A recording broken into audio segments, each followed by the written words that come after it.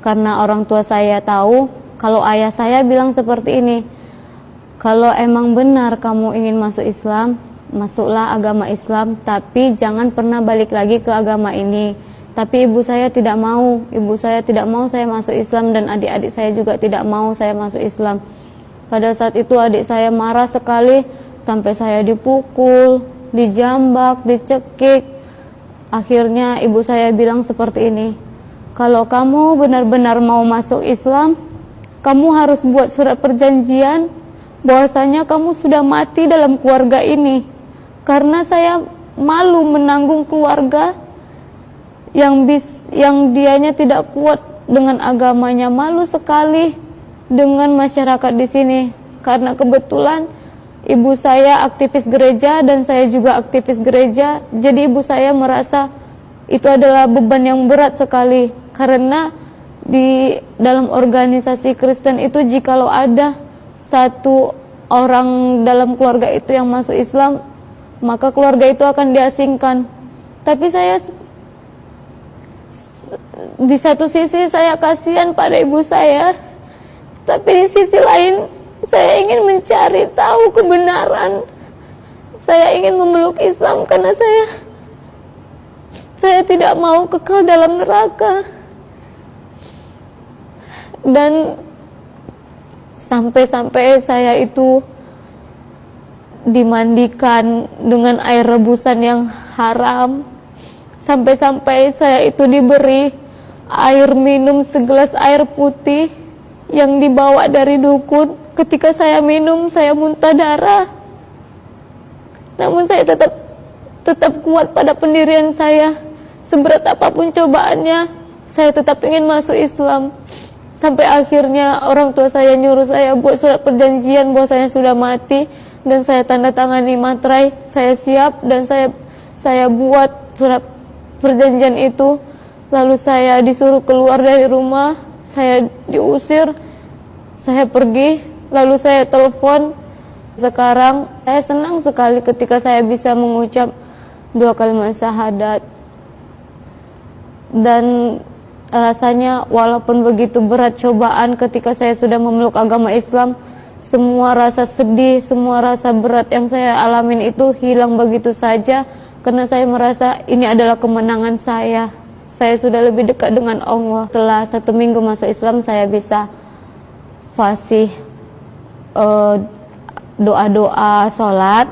Dan setelah saya masuk agama Islam 2 minggu kemudian atau hampir 3 minggu, saya alhamdulillah sudah bisa membaca Al-Quran. Walaupun saya tidak belajar sama guru mengaji, saya belajarnya sendiri. Karena saya seperti ini, saya yang ingin masuk Islam. Saya ingin tunjukkan bahwasanya walaupun tidak ada yang membimbing saya akan tetap mempelajari Islam. Tidak ada sedikit pun saya merasa jenuh ataupun merasa berat. Saya jalani semua dengan penuh sukacita, penuh dengan kegembiraan, penuh dengan kedamaian. Tujuan saya untuk belajar di pesantren An-Naba adalah saya ingin mengajak keluarga saya seluruhnya memeluk agama Islam seperti saya. Karena saya merasa memang saya sudah bisa sholat, saya sudah bisa membaca Al-Quran, namun saya tidak bisa menjelaskan kepada keluarga saya bagaimana caranya supaya mereka bisa yakin bahwasanya tidak ada seorang pun yang bisa menolong mereka, dan tidak ada agama yang bisa masuk surga kecuali agama Islam. Saya ingin sekali mengajak keluarga saya. Jadi saya mencari tahu pesantren mana yang bisa saya datangin, tempat pesantren mana yang bisa tempat saya belajar. Alhamdulillah saya searching di Google, saya menemukan pesantren Mu'alaf An-Naba Center. Lalu saya cari kontak pendirinya. Alhamdulillah pendirinya semarga dengan saya. Beliau sangat baik. Beliau menjadi panutan saya juga. Saya semakin yakin dan saya semakin ingin belajar lebih lagi agar saya bisa menyelamatkan keluarga saya, agar saya bisa mendakwai keluarga saya, agar keluarga saya bisa selamat. Saya sedih sekali jikalau suatu saat keluarga saya meninggal dalam keadaan kafir, otomatis mereka akan kekal dalam neraka.